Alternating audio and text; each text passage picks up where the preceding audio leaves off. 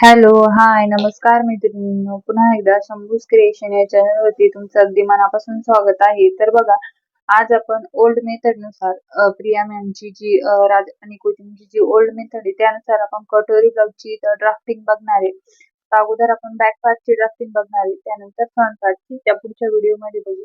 तर बघा, इथं मी मेजरमेंट घेतले. या मेजरमेंट नुसारच आपण ब्लाउजची ड्राफ्टिंग करणार आहोत. तर ब्लाउजची उंची घेतली 15.5, छाती 38 आहे, कमर 34 आहे, शोल्डर 15.5 आहे, शोल्डर टोप एक 10.5 आहे, अपेक्स टोप एक 7.5 आहे, रेडी शोल्डर जे आहे ते 2.5 इंच आहे आणि पुढचा गळा 7.5 आहे, मागचा गळा 11 आहे, बाहीची जी लांबी आहे ती 5 इंच आहे, दंड घेर जो आहे तो 7 इंच आहे. तर या मेजरमेंट नुसार आपण ब्लाउजची जी ड्राफ्टिंग आहे ती करणार आहे. तर बघा, अशा पद्धतीने आपला बॅक साईडचा जो गळा आहे तो असा असणार आहे. हे बघा, त्यानंतर आपल्याला हे 3 मेजरमेंट आहे ते शोल्डर मायनस साठी लागणार आहे. तर रेडी शोल्डर किती आपल्या इथं आपण लिहून घेऊ. 2.5 इंच.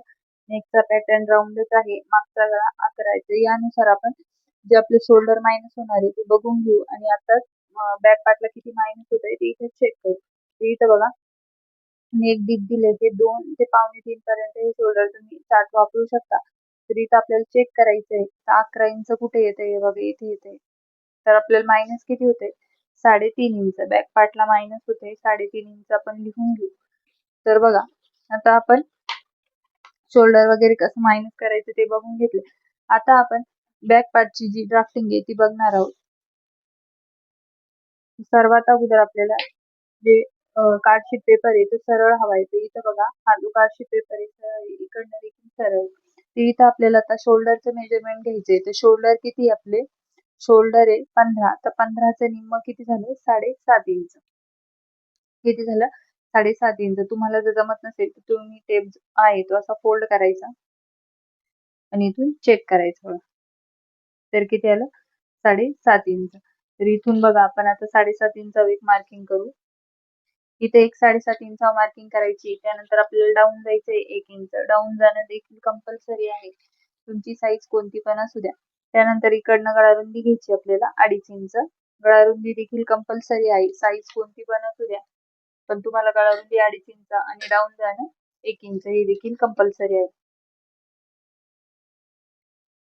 त्यानंतर बघा, आपल्याला इथून आता आर्म होलची मार्किंग करावं लागेल. पण त्यासाठी काय करावं लागेल, आपल्याला चार्ट बघावं लागेल.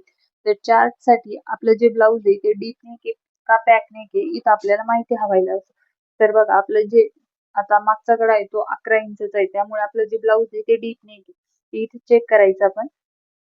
चेस्ट दिली इथं, तर चेस्ट आपली 38 साईज आहे. तर 38 साईज नुसार आपलं दुसऱ्या लाईन मध्ये येत आहे. तर किती करायचं आपल्याला, चेस्ट भागिले 6, त्याच्यात प्लस करायचंय अर्धा इंच. ते इथं आपण 38 भागिले 6 यात प्लस करायचं अर्धा इंच. तर किती झालं, 6.8 इंच. तर आपण इथून जे डाऊन गेलोय तिथून 6.8 इंच म्हणजे 6.25 इंचावर एक मार्किंग करायची इथे आणि आपण स्केलने सरळ लाईने देऊन देऊ. त्यानंतर बघा, आता तुम्हाला इथं छातीची मार्किंग करायची. छातीच्या मार्किंग साठी तुमचा जो बेल्ट आहे तो किती इंचाचा तयार आहे त्यानुसार तुम्हाला इथं प्लस मायनस करायचे. तर बघा, आपला जो बेल्ट आहे बॅक साईडचा 3.5 इंचाचा आहे. 3.5 इंचाचा आपल्याला ब्लाऊज बॅक पार्ट लुजिंगच्या इथे बेल्टची मार्किंग दिली, इथे लुजिंग किती द्यायची ते दिलंय. तर 3.5 इंच कुठे येते इथे चेक करू आपण. तर बघा, 2.25 ते 4.25 सॉरी 4.25 मध्ये आपलं चेस्टचं मार्किंग येते. तर आपल्याला इथं प्लस वगैरे काही करायचं नाही, जेवढी चेस्ट आहे तिला भागिले 4 करायचे. तर चेस्ट किती आपली 38 भागिले 4, तर किती झाले 9.5 इंच. ते इथून आपल्याला 9.5 इंचावर एक मार्किंग करायची आणि शिलाई मार्जिन घ्यायची 2 इंच. त्यानंतर बघा, आता इथं आपल्याला शोल्डर मायनस करावं लागेल, जे आपण अगोदरच करून घेतलंय. तर आपल्याला फुल शोल्डर मधून आपलं मायनस किती होत होतं बॅक पार्टला, 3.5 इंच. तर हे बघा, इथं आपण लिहून घेतलंय. मायनस देखील कसं करायचं तुम्हाला अगोदरच सांगितलंय. तर बघा, इथं आपण आता फुल शोल्डर आहे आपलं फुल शोल्डर किती 15 इंच.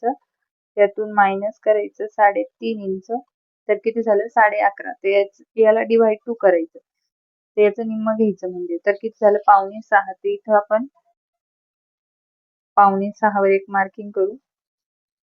इथे देखील सेम 5.25 वर एक मार्किंग करायची. आता स्केलने आपण हे जे मार्किंग आहे ते जोडून घेऊ अगोदर. या लाईन्स आपल्याला सेंटर काढायचं आहे, तर इथून बघा टेपाचा ठेवायचा आणि सेंटरवर एक मार्किंग करायची. त्यानंतर इथं क्रॉस मध्ये मार्किंग करायची आपल्याला. तर आपली आता साईज आपली किती आहे, 38 साईज आहे. तर 38 साईज नुसार आपण बॅक पार्टला इथं मार्किंग करू 1 इंचावर आणि फ्रेंच कर्वने आर्महोलचा जो शेप आहे तो इथे मी ड्रॉ करून घेते बघा.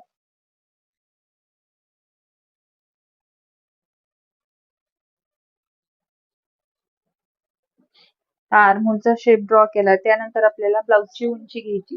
तर ब्लाउजची उंचीसाठी आपली जी शोल्डर लाईन आहे तिचा सेंटर काढायचा. तर बघा इथं सेंटर काढायचा, सेंटर वर मार्किंग करायची आणि तिथून टेप असा ठेवायचा आणि ब्लाउजची उंची घ्यायची. आता ब्लाउजची उंची किती आपली 15.5 आहे, तर इथं 16.5 मी एक मार्किंग करून घेते बघा. स्केलने आपण स्ट्रेट लाईन देऊन घेऊया. आता या लाईन वर आपल्याला कमरची मार्किंग करायची. तर कमर किती आपली 34. तर 34चा आपल्याला चौथा भाग घ्यायचा आहे, म्हणजे भागिले 4 करायचं. तर किती झालं 8.5 इंच. तर इथं आपण कमरची मार्किंग करू 8.5 इंचावर. त्यानंतर बॅक साईडला टक्स घेणार आहे आपण, त्यामुळे टक्स मार्किंग घेते मी 1 इंच आणि शिलाई मार्जिन घेते 2 इंच. आपण स्केलनी हे मार्किंग आहे ते जोडून घेऊ अगोदर. त्यानंतर बघा आपल्याला आता इथे जेवढं मायनस झालंय सेम इकडे देखील तेवढंच मायनस करायचं आहे, कारण कोणतं आहे ओल्ड मेथड आहे. ते इथं आपण चेक करून घेऊ आपलं मायनस किती होतंय. इथं अर्धा इंचाला एक लाईन वरती, तर सेम इथं आपण अर्धा इंचाला एक लाईन वरती असं मार्किंग करून घेऊ. स्केलनी मार्किंग इथं जोडून घ्यायचे. त्यानंतर बघा आता ही जी स्केल आहे ही छातीची लाईन, या छातीच्या लाईनच्या अर्धा इंच वरती ठेवायची आणि तुमचा गळा जर या स्केल लाईनच्या खाली जात असेल तर तुम्हाला वरतून मायनस करायचंय अर्धा इंच. जर तुम्ही मायनस केलं नाही तर मग गळा लूज पडेल. आता बहुतेक जण म्हणतात आई खांद्यावर ब्लाऊज लूज पडतोय, तर जिथं मायनस सांगितलंय तुम्ही मायनस केलेलं नसेल तर ते लूजच पडणार आहे. ओल्ड मेथड मध्ये जर सांगितलंय आणि न्यू मेथड मध्ये देखील जास्त नाही, पण मग जेवढं सांगितलंय तेवढं तुम्हाला मायनस करायचे. तर आपला जो आता बॅक साईडचा गळा तो किती आहे 11 इंचचा आहे, त्यामुळे तो छातीच्या लाईनच्या देखील खाली येणार, त्यामुळे वरतून आपण अर्धा इंच मायनस करणार आहे.